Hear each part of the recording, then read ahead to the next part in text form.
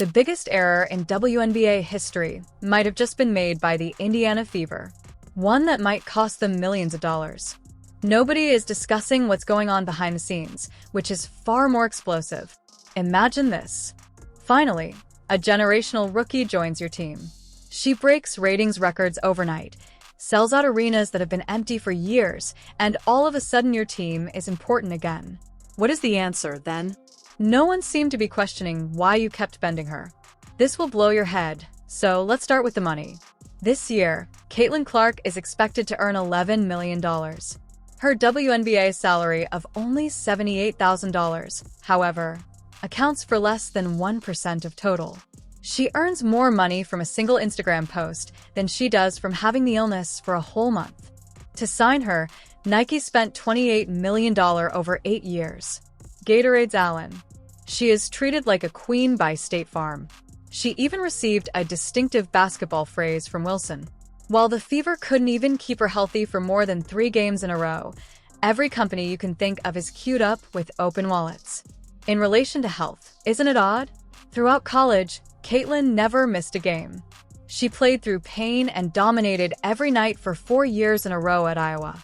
However, she has been sidelined frequently in the professional ranks due to sudden, inexplicable groin ailments. The impact is evident whether it's due to bad luck or something more significant occurring behind the scenes.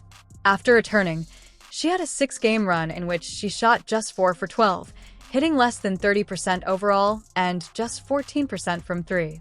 This is the bit, though, that no one is talking about. She continues to average more than 9 assists per game, even in that slump. With one arm tied behind her back, she's actually pushing this team ahead. And extra bench time as a reward. Things off the court became much more dire, as if the drama on the court wasn't enough. A 55-year-old stalker recently received a prison sentence for pestering Caitlin, sending hundreds of unsettling messages, and even making the trip to Indianapolis while believing they were dating. She had to alter her public persona in order to feel safer because things had gotten so horrible. Here's the crazy thing, though. Even he seems to recognize her worth more than the Fever's own administration did. The cost of tickets increases dramatically when Caitlin is performing. $200 in the secondary market. Overnight, they fall by 40% while she is away. It's not a dip, a financial freefall, that is. When she revealed she couldn't play, ticket prices for even the All-Star game, which was held in her home stadium, fell from $121 to $72. Indiana's front office is acting as though they are blind to the fact that real money is leaving the building. And it gets worse just when you believe it can't get much worse. The coach who was sent in to repair everything, Stephanie White, enters. However, it appears that she is more interested in bringing Caitlin low than in letting her play her game. The viral moment from last week said it all. During a timeout, White told Caitlin to leave in front of everyone while she was seated in the coach's chair. It was an extremely clear message. Recognize your position, novice. Avoid becoming too cozy. This team is run by us, not by you. White continues to preach about long-term wellness and the broader picture. Interpretation. You've grown so large that we're scared. Why else would you oversee the minutes of a 23-year-old who is in top physical condition? When she starts to become hot, why would you remove her from the game? Why make her alter the precise type of play that buys jerseys and fills arenas? It seems like a reminder all the time. They have the power, even though you are the star. The kicker is this, though. Caitlin is subtly creating something far larger as Indiana engages in small-scale power struggles. An empire that doesn't require them at all. She is the face of women's basketball in addition to being well-liked. She received more All-Star captain votes than any other player in the league, with over 1.2 million. Her endorsements outweigh the salaries of whole teams. She could purchase and sell half of the WNBA tomorrow if she so desired. However, the Fever acts as though it would be a favor to let her ride the bench. This is where things get crazy since I have insider knowledge. As Caitlin becomes a free agent in 2027, several teams are already making cap space available. The New York Liberty is prepared to provide her a maximum contract in addition to any marketing agreement Manhattan can come up with. Aces from Las Vegas.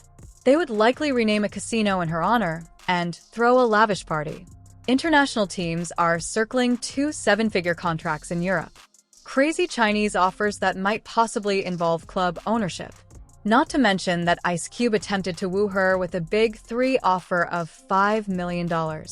She has more choices than a buffet in Vegas.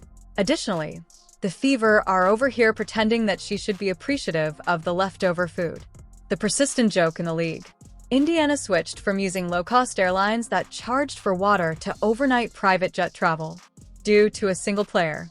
Furthermore, they're engaging in power struggles that make reality TV appear mild rather than defending her. It's similar like complaining about taxes after winning the lotto. Are you curious about how awful things have gotten? While Caitlyn receives criticism for taking 1 contested 3, players who go 2 for 14 are commended for maintaining their confidence. There is a perpetual green light for veterans who are unable to hit the ocean from the beach. However, the greatest shooter in team history is advised to take a seat and exercise patience. Referees are shaking their heads because the double standard is so blatantly apparent. And this statistic should infuriate every fan. WNBA players only receive 9% of league earnings. In contrast, NBA players receive 50%. What happens when Caitlyn arrives increases attendance by 40% and drives retail sales by 500%. They are exerting every effort to drive her away. The funniest thing is that Fever management genuinely believes they have power in this situation. They believe that Caitlyn is more in need of them than of them. They are completely mistaken if they believe that she needs them more than they need her. Despite only being 23 years old, Caitlin Clark already has a net worth of around $5 million. Long after she hangs up her jersey, she will have endorsements that will safeguard her future. Additionally, she has a devoted following that would follow her to Antarctica if she established a Penguin basketball league. Here is the statistic that ought to chill every executive in Indianapolis. 86% of supporters responded negatively when asked if they would continue cheer for the Fever if Caitlyn left. It goes beyond simple loyalty. Obsession is what that is. That isn't a following. That army is on the move. The name on the front was not the reason these people purchased Fever jerseys. The name on the back is why they purchased them.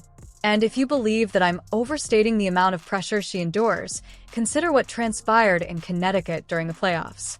They said Jonah Carrington struck Caitlyn in the eye by accident. Carrington became defensive when reporters questioned him about it, and the Suns' leadership attempted to coerce the media into removing it. Caitlyn experiences that degree of jealousy each and every night.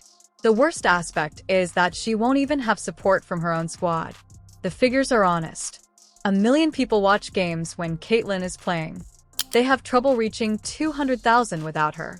She essentially dominated ESPN's coverage of the WNBA, and when she is off the court, social media interest plummets by 70%.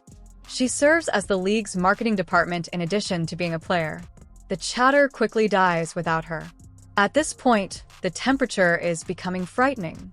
Caitlyn's close friends and family are speculating that she is already considering leaving Indianapolis. Everything is becoming worse, including the frequent injuries, the strange coaching choices, and the management's lack of support. She went from being the league's most brittle superstar to Iron Woman in college, never missing a game. And people are beginning to question what's actually happening in this situation. The most absurd thing is that the Fever might resolve this issue tomorrow. Anyone who doesn't know what they have should be fired. Coaches should be brought in to allow Caitlyn to be herself.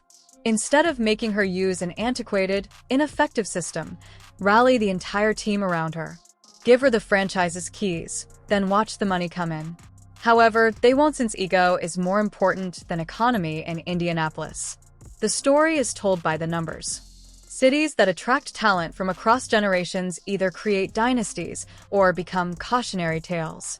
The Fever are currently racing in the direction of that second route.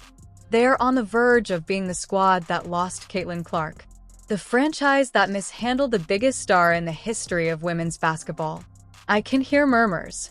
Additionally, keep in mind that you heard it here first. Caitlyn's camp is already looking into possibilities.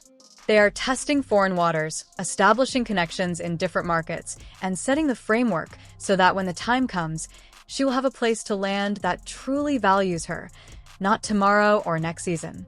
It's almost poetic in its irony. Desperate for attention, the Indiana Fever played in front of empty crowds for years, pleading for relevance. Then, suddenly, Caitlin Clark collapses onto their lap. A present from the gods of basketball. A once-in-a-generation celebrity with the power to make all the difference. I promise that Caitlin Clark won't be sporting a Fever shirt in 2 years. She will be playing for fans who genuinely want her to succeed and earning 3 times as much money as Indiana could ever hope to provide in New York, Vegas, or possibly even abroad. The Fever will immediately return to being irrelevant, to half-empty arenas,